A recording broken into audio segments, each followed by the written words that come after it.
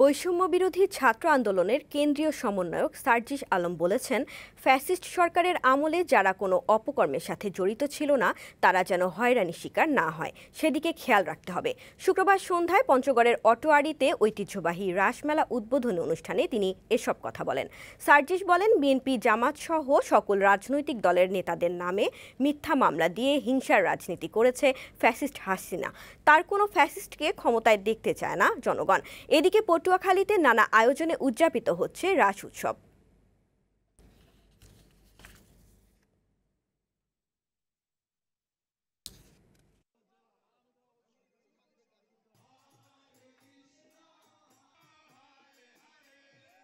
বিগত 16 বছরে আওয়ামী লীগ কিভাবে বিএনপি জামায়াত থেকে শুরু করে বাংলাদেশের অন্যান্য সকল রাজনৈতিক দলের নেতাকর্মীদেরকে মিথ্যা মামলা দিয়েছে, হয়রানি করেছে, জেল খাটিয়েছে, গুম করেছে।